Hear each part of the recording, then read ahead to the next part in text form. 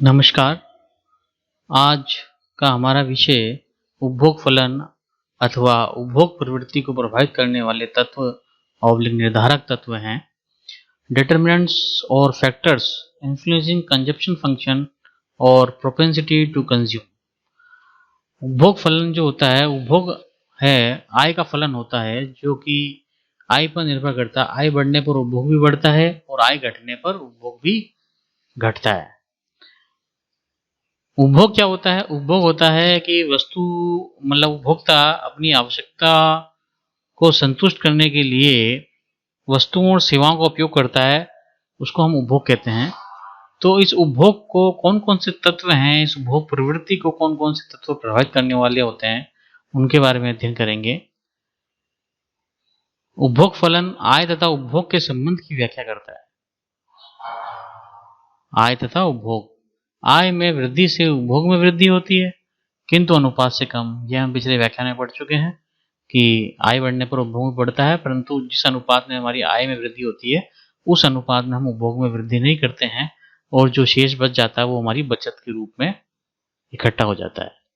इसी कारण उपभोग प्रवृत्ति उपभोग व्यय की वह अनुसूची है जो आय के विभिन्न स्तरों पर उपभोग व्यय की अलग अलग राशियों को बताती है।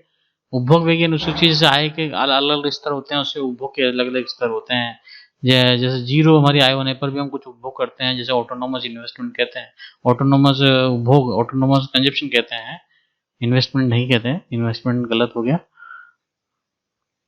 अब इसको कौन कौन से निर्धारित तत्व हैं उपभोग फलन को, उसमें व्यक्तिनिष्ठ तत्व आते हैं। व्यक्तिनिष्ठ तत्व वो होते हैं जो पर्टिकुलर व्यक्ति के क्या उद्देश्य होते हैं उसके बारे में बात करते हैं। उपभोग फलन को प्रभावित करने वाले व्यक्तिनिष्ठ तत्वों को मनोवैज्ञानिक तत्व भी कहते हैं। ये मनोवैज्ञानिक तत्व होते हैं क्योंकि ये तत्व ऐसे होते हैं जो कि मनोवैज्ञानिक विशेषताओं, मानवीय व्यवहार, सामाजिक रीति रिवाजों, आदतों और व्यावसायिक संस्थाओं और सरकार के व्यवहार से प्रभावित होते हैं, इसलिए ये व्यक्तिनिष्ठ कहलाते हैं।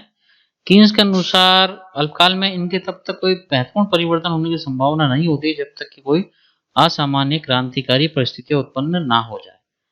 मतलब ये अल्पकाल में इतने जल्दी प्रभावित नहीं होते हैं। तो फर्स्ट स्टार्ट करते हैं, व्यक्तियों के क्या उद्देश्य हो सकते हैं। एक व्यक्ति के उद्देश्य के आधार पर उपभोग किस प्रकार से कम होता है, ज्यादा होता है। पहला सुरक्षा का उद्देश्य। इसमें सुरक्षा के उद्देश्य में ऐसा होता है कि जो व्यक्तियों को आदर्श या आकस्मिक व्यय तो बचत की प्रेरणा देता है। मतलब हमें सुरक्षा के लिए भविष्य में हमारे साथ कोई घटना घटित हो जाए तो हम ऐसी ऐसी भावना मन में लेकर आते हैं और उसके अनुरूप हम वर्तमान में बचत करना शुरू करते हैं, और कि भाई हमारा उद्देश्य है कि हमें सुरक्षा मिले। सुरक्षा से तात्पर्य हम इंश्योरेंस ले लेते हैं, तो वो जो पैसा हम इंश्योरेंस में लगाया वो हम उपभोग नहीं कर सकते, वो तो हमने इंश्योरेंस ले लिया। तो किसी भी प्रकार की सुरक्षा हो सकती है। दूसरा होता है दूरदर्शिता का उद्देश्य। दूरदर्शिता से तात्पर्य हो गया कि भाई हम फ्यूचर प्लानिंग करते हैं, कोई रिटायरमेंट के प्लानिंग करता है कि रिटायरमेंट होने पे मुझे इतना पैसा मिल जाए, या कोई ऐसा उद्देश्य मकान बनाना है, या अन्य कोई समस्याओं के लिए व्यक्ति दूरदर्शी विचार रखता है और वो बचत करना शुरू करता है। तो वो बचत कर रहा है तो वो उपभोग में कमी हो जाएगी, तो उपभोग को कमी कर देगा। यदि कोई व्यक्ति से दूरदर्शिता का उद्देश्य नहीं रखता है तो वो वर्तमान में उपभोग कर लेता है। गणना का उद्देश्य। गणना के उद्देश्य जो भविष्य में ब्याज तथा आय वृद्धि के लिए बचत बढ़ाने की सोचता है। ये भाई आय में वृद्धि हो जाए तो सोचता है कि मैं ब्याज पे पैसा दे दूं या बैंकों में पैसा जमा कराऊं, जिससे मेरे जो पैसा है वो ज्यादा हो जाएगा, बचत बढ़ जाएगी। तो जो गणना करते हैं, कैलकुलेटिव जो लोग होते हैं, वो इस प्रकार का व्यवस्था करते हैं। मोटिव ऑफ कैलकुलेशन जिनका होता है। सुधार। नेक्स्ट सुधार का उद्देश्य। सुधार का उद्देश्य यानी कि मोटिव ऑफ इम्प्रूवमेंट, जो भावी जीवन स्तर में सुधार और बढ़ते हुए को आनंद उठाने के लिए बचत की प्रेरणा देते हैं। भविष्य में वो सोचता है कि मैं अपना जीवन स्तर और सुधार कर दूंगा और अच्छा करूंगा, कार खरीदूंगा या बंगला मकान बनाऊंगा। तो इस प्रकार से वो अपनी बचत को बढ़ाना शुरू कर देता है और उपभोग में कमी कर देता है। और जो इस प्रकार का उद्देश्य नहीं रखता है तो वो वर्तमान में उपभोग कर लेता है। स्वाधीनता का उद्देश्य। मोटिव ऑफ इंडिपेंडेंस, जो भावी जीवन में कामकाज में स्वतंत्रता दूसरे पर निर्भर ना रहकर उद्देश्य से बचत करते हैं, जो स्वयं अपने स्तर पर व्यवसाय करना चाहते हैं। नेक्स्ट उद्यम का उद्देश्य जो व्यक्ति अपनी भावी व्यावसायिक गतिविधियों के सफल संचालन और व्यापारिक शक्ति प्राप्त करने के लिए बचत की प्रेरणा देता है, मतलब वो उद्यमी होता है, अपनी व्यावसायिक गतिविधियों के सफल संचालन के लिए बचत करना शुरू कर देता है।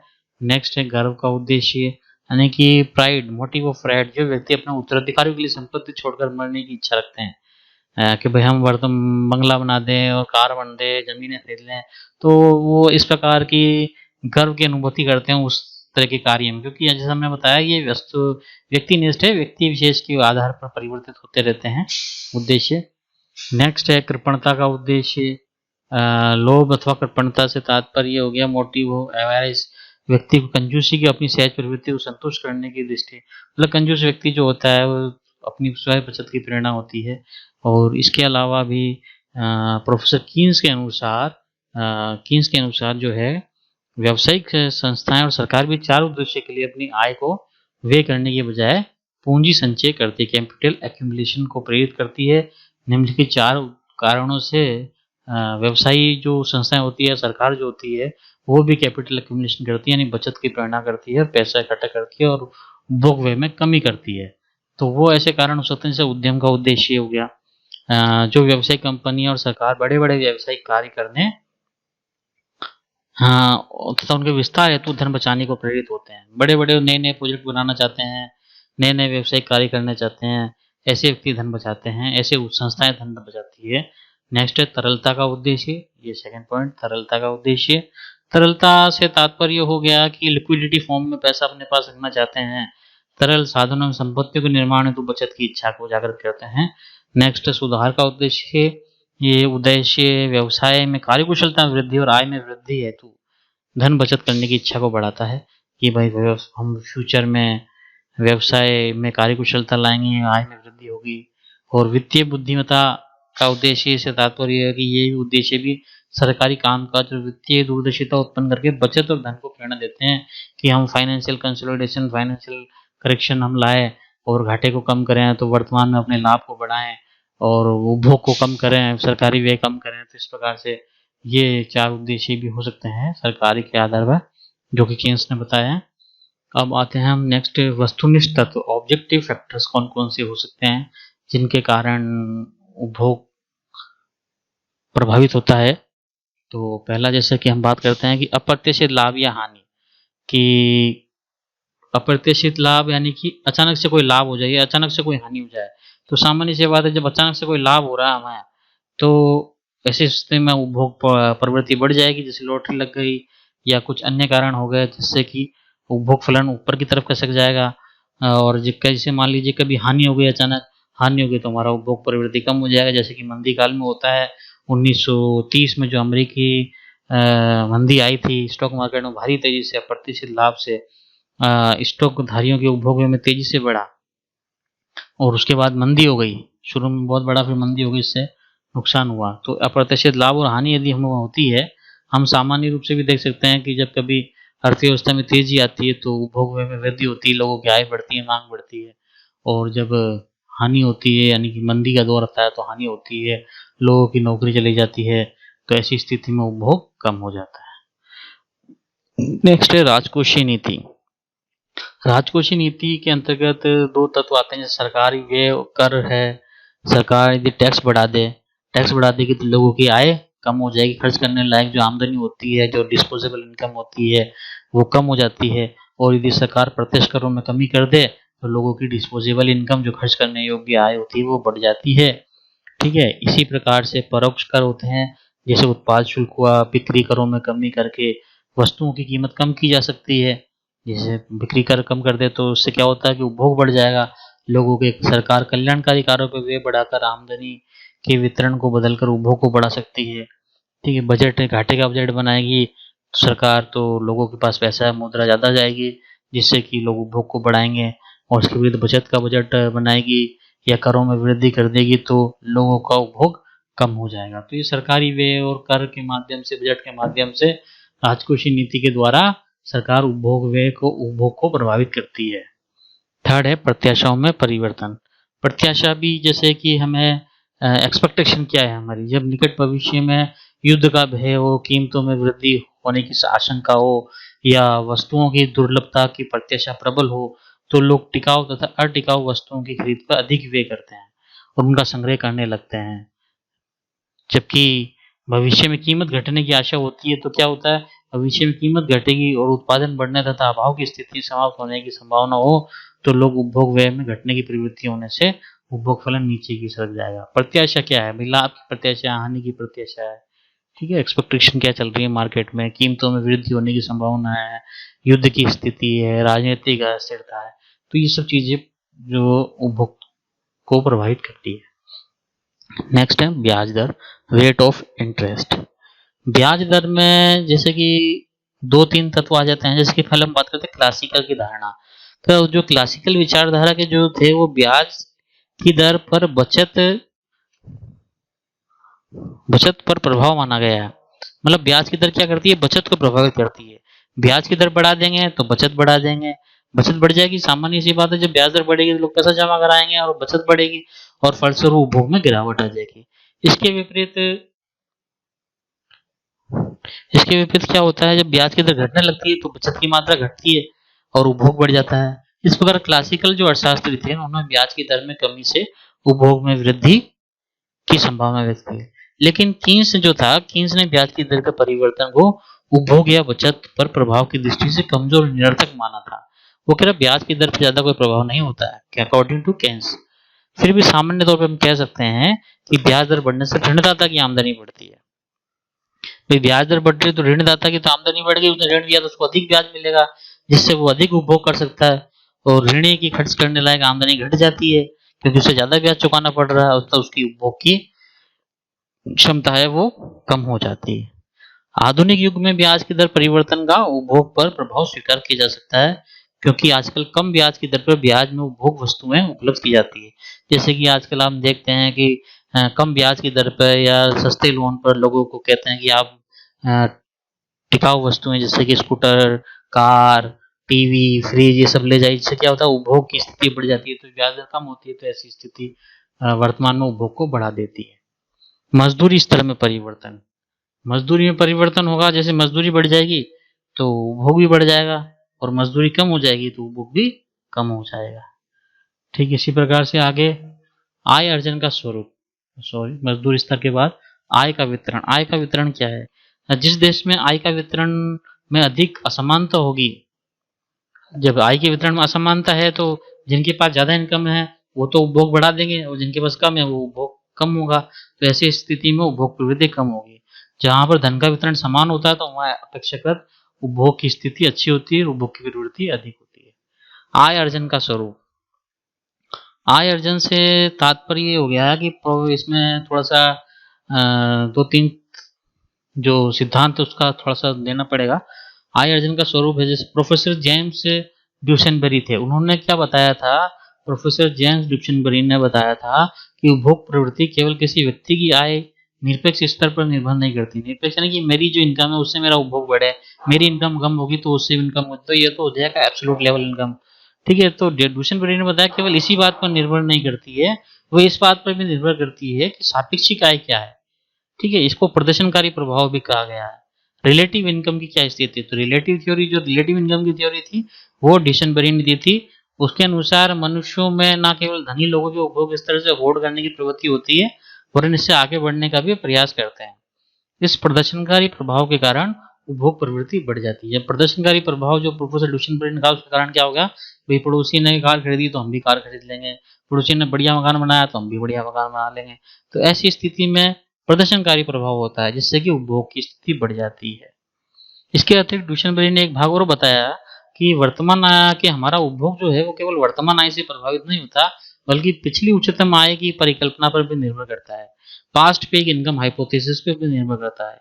कोई समाज किसी विशिष्ट आय स्तर पर, जीवन स्तर पर जीने का आदी हो जाता है तो हमारी जैसे पिछली जो इनकम ज्यादा होती है उसके आधार पर भी हमारा वर्तमान उपभोग प्रभावित होता है। इसके अलावा भी मिल्टन फ्रीड ने इस तरह एक परिकल्पना दी है और प्रोफेसर केन्स ने मनोवैज्ञानिक प्रभाव जो दिया है एब्सोल्यूट लेवल ऑफ इनकम का। तो ऐसे करके कई स्थिति होती है जो कि आय के अर्जन के स्वरूप के आधार पर उपभोग में प्रवृत्ति को लाती है। बचतों के प्रति मनोवृत्ति, जैसे कि लोगों में बचत की प्रवृत्ति होगी तो उपभोग कम होगा, बचत की प्रवृत्ति कम होगी तो उपभोग ज़्यादा होगा। तो बचत करने पे समाज में बचतों को प्रोत्साहित करते हैं तो अर्थव्यवस्था में उपभोग भी घटेगी। जैसे कि वो मंदी काल होता है तो हम उपभोग बचतों की प्रवृत्ति को मना करते हैं कि ज़्यादा से ज़्यादा उपभोग करो, तेजी आती है तो हम बचतों को प्रेरित करते हैं, ब्याज दर बढ़ा देते हैं। तो इस प्रकार से हम उपभोग भी प्रभावित होता है। तरल परिसंपत्ति धारण अथवा पीगू प्रभाव ये महत्वपूर्ण है। अन्य बातों के स्थिर रहते हुए क्या होता है कि अर्थव्यवस्था में लोगों के पास बचत खातों और सरकारी ऋण पत्रों अथवा नकद शेष के तरल परिसंपत्ति की मात्रा जितनी अधिक होती है, तरल परिसंपत्तियों से बाद में बचत खाता है, सरकारी ऋण पत्र है, तो ये जितने ज्यादा होंगे लोगों का उपभोग भी अधिक होगा।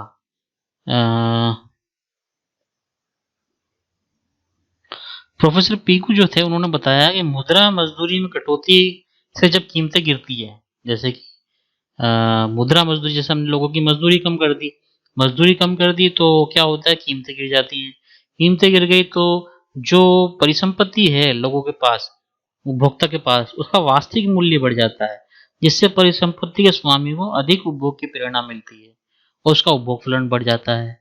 ठीक है, यानी कि मुद्रा मजदूरी गिरने से परिसंपत्ति का मूल्य बढ़ गया, जिसके कारण कि लोग उपभोग बढ़ाते हैं। इसे पीगू प्रभाव भी कहते हैं। नेक्स्ट है मौद्रिक भ्रम। मौद्रिक भ्रम क्या होता है, जब लोगों में मौद्रिक भ्रम होता है तो उपभोग वे भी प्रभावित होता है। मौद्रिक भ्रम कब उत्पन्न होता है, देखिए मौद्रिक भ्रम होता है जब कीमतों और मौद्रिक आय में समान दर से वृद्धि होने पर वास्तविक आय तो अपरिवर्तित रहती है। कीमतें और मौद्रिक आय, कीमतें भी बढ़ रही हैं और मौद्रिक आय भी बढ़ रही है, तो वास्तविक आय में तो कोई चेंजेस नहीं होगा, क्योंकि आप 100 रुपए में जितनी वस्तु खरीद रहे थे आज 200 रुपए में भी उतनी वस्तु खरीदोगे, क्योंकि कीमतों और मौद्रिक आय दोनों ही बढ़ गई।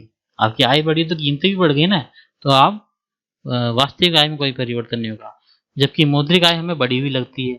अतः जो परिवार अपनी वास्तविक आय को अपरिवर्तित महसूस करते हैं वो उपभोग व्यय नहीं बढ़ाते हैं, और मौद्रिक आय में वृद्धि से वास्तविक वृद्धि मान बैठे, केवल मौद्रिक आय को ही हम वृद्धि मान बैठे हैं कि हमारी इनकम तो बढ़ गई, तो ऐसी स्थिति में क्या होता है कि वो उपभोग मौद्रिक भ्रम में फंसकर उपभोग व्यय को बढ़ा देते हैं और उपभोग फलन बढ़ जाता है। नेक्स्ट है कीमतों में परिवर्तन। कीमतों से परिवर्तन होता है सापेक्षिक कीमतों में कोई यदि परिवर्तन हो जाए तो उपभोग प्रवृत्ति पर सापेक्षिक कीमतों का भी प्रभाव होता है। जहां एक और कीमतों में वृद्धि होने पर बेरोजगार मांग वाली वस्तुओं पर उपभोग भी बढ़ता है। कीमतों में वृद्धि हो जाती है तो बेरोजगार मांग वाली वस्तुओं पर, जबकि कीमतों में कमी होने पर लोजदार मांग वाली उपभोग वस्तुओं पर बढ़ता है। इसी प्रकार शेयर होते हैं, सिक्योरिटीज बॉन्ड होते हैं कि कीमतों में वृद्धि होने से धारकों की आय में वृद्धि होती है और उससे लोग उपभोग को वृद्धि करते हैं, और यदि वो कम होती है, उनकी आय में कमी हो जाएगी शेयर की, बॉन्ड की, तो लोग उपभोग को कम कर देंगे। ठीक है, नेक्स्ट है उपभोक्ता को साख। अब जितना ज्यादा लोगों को साख मिलेगा और सस्ते ऋण पे मिलेगा तो वो उपभोग को बढ़ाएंगे, और यदि महंगा साख मिलेगा, अधिक ब्याज दर पे साख मिलेगा तो वो उपभोग को कम कर देंगे। तो उपभोक्ता साख भी बहुत महत्वपूर्ण चीज है उपभोग को प्रभावित करने में। निगमों की वित्तीय नीतियां इस प्रकार की है कि वो लाभों का वितरण कर दे तुरंत, तो लोगों की आय मिल जाएगी, अंशधारों की आय में बढ़ जाएगी, और यदि वो लाभों का वितरण ना करें तो अंशधारों की आय गिर जाएगी और उपभोग में कमी होगी। तो निगमों की वित्तीय नीतियां कैसी है उस पर भी उपभोग प्रवृत्ति डिसाइड करती है।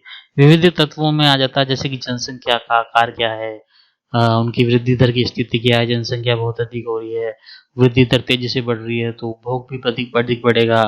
संपत्ति का स्वरूप क्या है, यदि तरल मात्रा में तो लोग उपभोग को ज्यादा करेंगे, ठीक है, और यदि संपत्ति अचल है तो उपभोग प्रवृत्ति कम होगी। इस प्रकार से संपत्ति का स्वरूप में मात्रा क्या है, जनसंख्या के आकार, वृद्धि दर, ऐसे अन्य तत्व होते हैं जो कि उपभोग को प्रभावित करते हैं किसी भी राष्ट्र में। तो ये हमारे कुछ बिंदु थे व्यक्तिनिष्ठ और वस्तुनिष्ठ जो कि उपभोक्ता की उपभोग प्रवृत्ति को प्रभावित करते हैं। धन्यवाद।